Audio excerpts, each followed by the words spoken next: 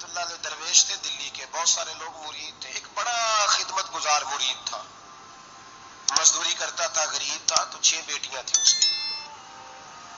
حضرت صاحب کے پاس روز آ کے کہتا حضور بچیوں کے لیے دعا کرے، اللہ کوئی اسباب پیدا کر دے. ایک بچی کی شادی کا خرچہ 1000 دینار ہے اور میں غریب ہوں. حضرت صاحب دعا کر دیتے. خانقاہ شریف کے تھوڑے ہی فاصلے پر حضرت جہاں بیٹھ کے مریدوں کی تربیت کرتے تھے، اس سے تھوڑا ہی فاصلے پر نا ایک عیسائی رہتا تھا، بڑا مالدار تھا، بڑی سارے اونٹ، گائیں، بھیڑ، بکریاں رکھی ہوئی تھی، اور حضرت شرف الدین رحمت اللہ علیہ کی بڑی مخالفت کرتا تھا. اور یہ جو آپ کا غریب مرید تھا، یہ اس کا پڑوسی تھا. ایک دن بلا کے نا ان کو کہنے لگا کہ تو کدھر جا کے جو ہے وہ ٹکرے مار رہا ہے، وہاں تجھے کچھ نہیں ملنے والا. وہ تجھے کیا دیں گے جن کی خانقاہ خود چندے پہ چلتی ہے، مدرسہ چندے پہ چلتا ہے، مسجد چندے پہ چلتی ہے، تیری بیٹی کا معاملہ کہاں حل ہوگا؟ تو اس درویش نے کہا کہ تو میرے پیر کو نہیں جانتا، تو مجھے میرا محبوب نہیں ڈٹھا، تو پتہ نہیں نا، تو اس رستے کا مسافر نہیں، تو نہیں جانتا. ان کا بس چلے نا تو وہ ہر قیمت میں میری بیٹیوں کی شادی کرا دیں. اب وہ عیسائی تھا، کہنے لگا اچھا چلو ٹھیک ہے، اگر اتنی بات ہے نا تو جاؤ ان سے جا کے کہہ دو کہ 6 سال کے لیے میرے ساتھ معاہدہ کر لیں، وہ میرے جانوروں کو چارہ ڈال دیا کرے، 6 سال ڈیوٹی کرے، میں 6000 دینار دے دیتا ہوں.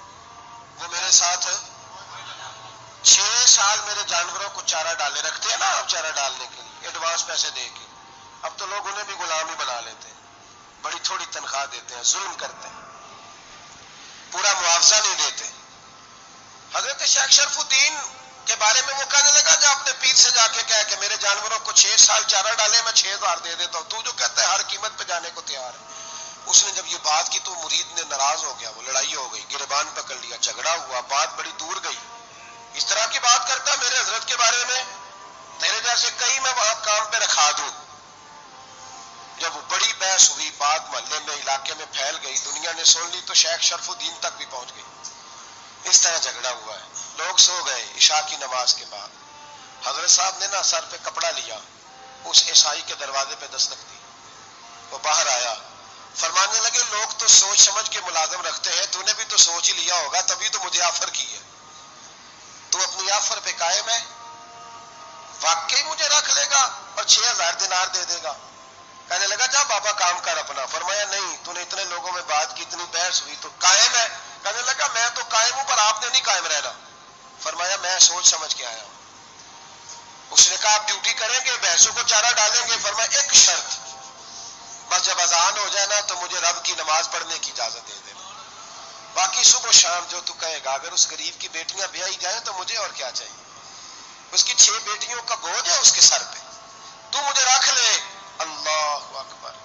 وہ کہنے لگا چلے پہ میرے ساتھ خط بندگی کر لیں. آج کل ہم اسٹامپ کرتے ہیں، اس زمانے میں خط بندگی ہوتا تھا، غلامی کا خط. قاضی شہر کے پاس، یعنی اس کا خیال تھا کہ چلو اسٹامپ کی بات کروں گا تو بھاگ جائیں گے. فرمایا چل میں تیار ہوں. قاضی تک گئے، طے ہو گیا، 6000 دینار دے دیے. حضرت نے مرید کو بلایا، فرمایا پتر یہ لے جا، جا میری بیٹیوں کو روانہ کر دے. کہنے لگا حضور یہ کیا کر رہے ہو آپ، کچھ سوچیں. فرمایا یار جب تجھے بیٹا بنا لیا تو پھر میری پوتیاں تو لگتی ہیں نا، میرا حق تو بنتا ہے نا، جا جا کے ڈیوٹی کر، ان کو بیاہ دے. بات پھیل گئی. بادشاہ بھی عقیدت مند تھا، وہ 12000 دینار لے کے پہنچا. کیا بتاؤں ان رب کے بندوں کا دل کیسا ہوتا ہے، کیا درد ہوتا ہے، کیا رنگ. 12000 دینار لے کے بادشاہ آیا اور آ کے حضرت کو پیش کیے کہ حضور آپ دیں اس عیسائی کو ڈبل دیں اور جائیں کام کریں. آپ فرمانے لگے تو پیسے دے، شرطیں نہ لگا، میرا جہاں دل کرے گا میں خرچ کروں گا، مجھے تو مزہ ہی اب آنے لگا ہے، ابھی تو لطف آ رہا ہے، ابھی تو ذائقہ آیا ہے کچھ کرنے کا. پیسے دینے ہیں تو دے، پابندی نہ لگا، جہاں میرا دل کرے گا میں. اس نے کہا حضور ٹھیک ہے رکھ لے. حضرت نے فجر مسجد میں پڑھی، جیب میں 12000 دینار تھے. اعلان فرمایا بھی کسی اور کی بیٹی بھی بیٹھی ہے تو پیسے میرے پاس ہیں. وہ 12000 دینار بھی بانٹ دیا، اور 12000 دینار بانٹ کے نا تو پھر چلے گئے کھیت میں چارہ کاٹنے. اس عیسائی کو کسی نے بتلایا کہ ان کے پاس تو 12000 آیا ہے پر تجھ سے جان نہیں چھڑائی انہوں نے. وعدہ یہ ہوا تھا کہ 6 دیں گے تو جائیں گے، جب تک دیں گے نہیں تیرے گھر میں کام کریں گے. وہ نا چارہ کاٹ رہے تھے. حضرت صاحب تو وہاں پہنچ گیا، دور جا کے کھڑا ہو گیا، کہنے لگا بابا پہلے تو میں نے مسلمانوں کے اخلاق سنے تھے، اب تو میں نے دیکھ بھی لیے۔ پر یہ بتا، جب 12,000 آیا تھا جان کیوں نہیں چھڑائی؟ تو حضرت چارہ کاٹتے کاٹتے رو پڑے، فرمانے لگے تو نہیں نہ جانتا یہ بیٹیاں سانجھی ہوتی ہیں، پتہ نہیں نا؟ میرے رسول پاک نے تو خاتم تائی کی بیٹی کے سر پہ کپڑا رکھ کے کہا تھا بیٹیاں برابر ہوتی ہیں، تو یہ نہیں پتا جب اس کی 6 بیٹیوں کی شادی ہوئی ہے میرے اندر روحانیت کتنی بڑی ہے۔ فرمایا پھر 12,000 آیا ہے تو 2-4 بچیاں پھر گئی ہیں، مجھے نہیں پتا میں اندر سے راضی کتنا ہوں، میں تیری نوکری کرتا رہوں گا، پتہ نہیں اللہ کتنی بیٹیوں کو بیاہ دے گا۔ اتنا رویا وہ عیسائی کے پیروں میں بیٹھ گیا، کہنے لگا بابا میں نے تیری مخالفت کی ہے پر تیرے قریب آ کے پتہ چلا ہے کہ تو بہت اونچے اخلاق کا مالک ہے، اور اگر تیرا یہ مقام ہے تو تجھے اخلاق سکھانے والے محمد عربی کی شان کتنی ہوگی۔ ظالم کی بولیے جاتے نہیں لوگ جھوٹے گواہ بن کے، وکیل صاحب کو نہیں پتا ہوتا کہ یہ بندہ مجرم ہے جو میرے پاس آیا، کیا مجرموں کے وکیل نہیں ہوتے؟ بولے تو اس کو پتہ نہیں ہوتا وکیل صاحب کو کہ یہ صاحب مجرم ہے، میرے پاس مقدمہ لے کے آئے، اور اگر بے ادبی نہ ہو جائے تو میرا خیال ہے قاضی عدالت کو بھی پتہ ہوتا ہے کہ مجرم کون ہے اور مظلوم۔ میرے نبی پاک صلی اللہ علیہ وسلم نے اس قدر زیادہ سختی فرمائی اس مسئلے میں، فرمایا جس کو پتا تھا کہ فلاں آدمی ظالم ہے، ظلم کر رہا، پھر وہ ظالم کا گواہ بنا یا اس نے ظالم کی مدد کی، کتنی کی؟ شارحین لکھتے ہیں چاہے اس نے ایک جملہ بول کے کی، چاہے ایک، سارے بولیے، چاہے ایک غریب کو اس نے ظلم کیا تو کہتے ہیں علاج یہ سی، چاہے ایک جملہ بول کے کی، شارحین اس حدیث کی شرح میں لکھتے ہیں ایک جملہ بول کے چاہے مدد کی، جس بندے نے کسی ظالم کی مدد کی کسی مقدمے میں یا کسی صورت میں اور اسے پتا تھا یہ ظالم ہے، میرے نبی پاک صلی اللہ تعالیٰ علیہ وسلم فرماتے ہیں اگر اس نے مدد کی، ابھی ظالم کی بات نہیں ہو رہی، ظالم کے مددگار کی بات ہو رہی، اگر کسی نے ظالم کی مدد کی تو حضور فرماتے ہیں خدا بھی اس سے بری و ذمہ ہے، رسول بھی اس سے بری و ذمہ ہے۔ سنبھال کے رکھے اپنی نمازیں، قربانیاں، حج، زکوٰۃ سنبھال کے رکھے۔ اگر ظالموں کا مددگار ہے، الیکشن آ لینے دے، آپ کو نظر آ جائے گا کون کون ظالموں کا مددگار ہے، نظر آ جائے گا، اپنی جیب سے لوگ پیسے دے کے ظالموں کی مدد کریں گے، ان کے فلیکس چھپوائیں گے، بورڈ لگوائیں گے، جیبوں سے پیسے دیں گے۔ ہم نے خود آگ لگائی ہے چمن میں اپنے، بے سبب گردشی ایام کو الزام نہ دو، ہم نے خود نور کا ظلمت سے کیا ہے سودا، کر کے توہین سحر شام کو الزام نہ دو۔ ظالموں کے مددگار میدان میں آ گئے، یہ چھوٹا لفظ نہیں، میرے حبیب پاک صلی اللہ علیہ وسلم نے فرمایا جو ظالم کا مددگار ہے سن لے جو سجن کے ساتھ کچہری جاتا ہے، وہ یاد رکھے جو دوست کا گواہ بنتا ہے، وہ یاد رکھے جو کہتا ہے میں مانگی گیا تھا، مجھے بلایا گیا تھا قبضہ چھڑانے کے لیے کسی غریب بیوہ کی جائیداد پہ، کب وہ سن لے تو مدد کر کے نہیں آیا، تو خدا کے ذمے سے نکل گیا ہے۔ رسول پاک نے فرمایا تیرا میرا تعلق ختم ہو گیا، تو ظالم کا مددگار ہو گیا، پھر تو کہتا میں بے چین ہوں، میں بے قرار ہوں، میں آزمائش کا شکار ہوں، پلٹ کے دیکھ تو صحیح تیرا گناہ کتنا بڑا ہے۔ میرے نبی پاک صلی اللہ علیہ وسلم کا ایک اور فرمان سننے، ابن ماجہ ابو داؤد میں موجود ہے، اس حدیث کو آپ نے یاد کر لینا ہے، کر لیں گے انشاءاللہ، سارے کہیے انشاءاللہ، کر لیں گے یاد۔ حضور صلی اللہ علیہ وسلم نے فرمایا اگر تو ظالم کی مدد کرے گا نا، یہ لفظ دل کی تختی پہ لکھ لینا، یہ مکافات عمل ہے، مکافات عمل دنیا، ادھر کرو گے تو ادھر بھرو گے۔ فرمایا اگر تو کسی ظالم کی مدد کرے گا، سن لے حضور کا فرمان ہے، اگر تو ابن ماجہ ابو داؤد سیاہ میں موجود ہے، فرمایا اگر تو کسی ظالم کی مدد کرے گا تو رب تعالیٰ مرنے سے پہلے تیرے اوپر بھی ظالم کو مسلط کر دے گا، تیرے اوپر بھی ایک دفعہ ظلم ضرور ہوگا، اگر تو ظالم کی، وہ کسی صورت میں بھی ہو سکتا ہے، کسی صورت میں بھی تیرا بیٹا ہی اٹھ کے ظلم کر دے گا، تو الجھ جائے گا، کسی نہ کسی جگہ تیرے لیے تباہی کا سامان ہوگا، تیرے اوپر ظلم ہوگا، اس لیے کہ تو ظالموں کا مددگار ہے۔ چاہیے یہ تھا کہ تو مظلوم کی مدد کرتا، انسانی ایمانی یقین کا فریضہ سر انجام دیتا، تو ظالموں کا مددگار ہو گیا۔ ٹٹول کے دیکھ لیں، رزلٹ نکال کے دیکھ لیں، ہمارے زمانے میں ظالموں کے مددگار زیادہ ہیں، اتنی لمبی زبانیں نکال کے ظالموں کی مدد کرتے ہیں، بڑے بڑے کالم نویس اللہ نے انہیں قدرت دی لکھنے کی، تو اپنا قلم ظالموں کی مدد میں خرچ کرتے ہیں۔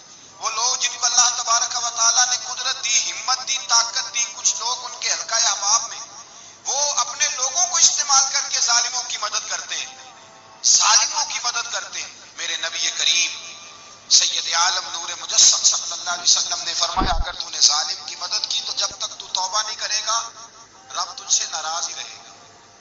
اللہ تجھ سے، اور بھائی جس سے رب بھی ناراض ہو گیا، نہ کھانا نہ پینا نہ سونا نہ جاگنا نہ نیند، پھر تیری ہر چیز تیرے لیے آزمائش ہوگی، پھر تیرا سایہ بھی تیرے لیے خوف کا سامان بنے گا، پھر زندگی جیتی جاگتی لاش بن جائے گی، تو اپنے کندھوں پر اپنی میت اٹھائے پھرے گا جب تو ظالم کا مددگار ہوگا۔ اور نبی پاک صلی اللہ علیہ وسلم نے فرمایا ظالموں کا مددگار بھی ظالم ہوتا ہے، ظالموں کا مددگار بھی، سارے بولے ظالموں کا مددگار بھی نہیں، کو نہیں، آپ سارے نہیں بولے، ایک دفعہ بولے ظالموں کا مددگار بھی، پکی بات ہے، ظالموں کا مددگار بھی۔ اللہ اکبر۔ جس کا یارانہ ہو، جس کا دوستانہ ہو، جو کہے میں نے نا اس کو اوکھے ویلے کے لیے ظالم کو یاد رکھا ہوا ہے، کبھی مشکل پر رکھے نہیں ہوئے لوگوں نے ظالم دوست، کہتے میں نے رکھے ہوئے ہیں، بلکہ ہمارے دیہات میں تو کہتے ہیں میں نے بازو بنائے ہوئے ہیں۔ کس کو بازو بنا لیا؟ ظالم بھی کبھی بازو ہوتا ہے، جو ظلم کی تلوار لیے میدان میں کھڑا ہے۔ قارون، حامان، فرعون، نمرود کا حال نہیں لوگوں نے دیکھا؟ اپنے زمانے میں آپ نے کتنے لوگ نہیں دیکھے جن کے سائے سے، آواز سے لوگ کانپتے تھے؟ پھر پولیس کی گاڑیوں میں وہ اس طرح مردہ پڑے کہ دنیا نے تماشا دیکھا ان کا۔ یہ رنگ ہم نے دیکھے نہیں اپنی آنکھوں سے۔ فرمایا ظالم کا مددگار بھی، جو کار میں بٹھا کے لے کے گیا وہ بھی ظالم، جس نے چائے پلائی وہ بھی، جس شخص نے کھانا کھلایا وہ بھی، جو کچہری تک ساتھ گیا وہ بھی، جس نے فلیکس کے نیچے، بڑے شرابی کے نیچے چھوٹی اپنی فوٹو لگائی وہ بھی، جو ووٹ کی پرچی ڈالنے گیا وہ بھی۔ کہہ دینا باہر نکل کے کہ حضرت صاحب نے سیاسی تقریر کی ہے، کہہ دینا، پر بات تو سچی ہے نا۔ خو کرے ہم تو سے تھوڑا سا گلا بھی سن لے، خو کرے ہم تو سے تھوڑا سا بھی گلا۔ امام مالک کے پاس ایک بندہ آیا، اس نے کہا حضور میں درزی ہوں، ایک ظالم بادشاہ مجھ سے کپڑے سلواتا ہے، میں تو ظالموں کا مددگار نہیں نا۔ ایک ظالم بادشاہ مجھ سے، حضور میں تو مددگار نہیں نا ظالموں کا، جو فرمایا ظالموں کا مددگار بھی ظالم ہوتا ہے، تو کپڑے لے کے آتا ہے میں سی کے دے دیتا ہوں، ذمہ داری نہیں۔ یہ ایک آدمی دکاندار ہے، اس سے کوئی بندہ چیز خریدنے آئے گا تو تھوڑی کہے گا میں نے نہیں دینی، تو دے گا۔ کوئی بندہ اگر کسی شخص سے کوئی کام کہتا ہے جو اس کی فیلڈ ہے، اس کا شعبہ ہے، اس کا معاش کا وہ سلسلہ ہے، کہتے ہیں یا رسول اللہ صلی اللہ علیہ وسلم ظالموں کا مددگار بھی ظالم، حضور نے فرما دیا۔ تو امام مالک سے بندے نے مسئلہ پوچھا، دل کی تختی پہ لکھنے والی باتیں ہیں، کہا حضور میں درزی ہوں، ظالم کپڑے سلواتے ہیں، میں تو مددگار نہیں نا۔ امام صاحب کہنے لگے نہیں، مددگار تو وہ ہوگا جو تجھے سوئی دھاگا فراہم کرے گا، تو پورے کپڑے سی کے دیتا ہے، تو خود بہت بڑا ظالم ہے، تو پورے سوٹ سی کے دیتا ہے، تو بہت بڑا ظالم خود ہے۔ مددگار تو وہ ہوگا جو تجھے دھاگا دے گا، جو تجھے بٹن دے گا، جو تجھے نلکی دے گا۔ جو ظالم سے اتنی نفرت ظلم کر کے بندہ ہے، یہاں تو ہمارے زمانے میں ہیرو بن جاتے ہیں، ظالم ہیرو ہے، لوگ اس سے ڈرتے پھرتے ہیں، گھومتے پھرتے ہیں، اور بہت سارے کم مزاج لوگ اس کے پیچھے ہاتھ باندھ کے پھرتے ہیں۔ ظالموں کی مدد کرنا، ظالموں کے ساتھ رہنا، یہ ظلم ہے، ظلم، یہ زیادتی ہے۔ میرے نبی پاک صلی اللہ تعالی علیہ وآلہ وسلم نے ارشاد فرمایا یاد رکھو، رب فرماتا ہے میں مظلوم کی مدد ضرور کروں گا، چاہے جلدی کروں چاہے دیر سے کروں، میں مظلوم کی مدد۔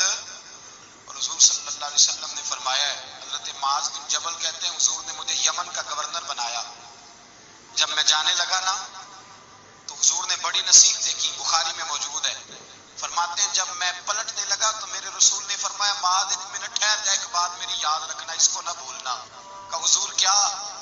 فرمایا دیکھنا کسی پہ ظلم نہ کر بیٹھنا، کہیں تجھ سے زیادتی نہ ہو جائے۔ محبوبہ پھر حضور نے فرمایا سن میرے معاذ، میں تجھے گورنر بنا رہا ہوں، زیادتی نہ کر بیٹھنا۔ یا رسول اللہ صلی اللہ علیہ وسلم کیا ہوتا ہے؟ تو میرے کریم نے فرمایا جب مظلوم دعا کے لیے ہاتھ اٹھاتا ہے تو عرش کا مالک کہتا ہے فرشتوں پیچھے ہٹ جاؤ، عرش کا مالک کہتا ہے فرشتوں پیچھے ہٹ جاؤ۔ رحمت اللہ علیہ درویش تھے دلی کے، بہت سارے لوگ مرید تھے، ایک بڑا خدمت گزار مرید تھا، مزدوری کرتا تھا، غریب تھا، تو 6 بیٹیاں تھیں اس کی،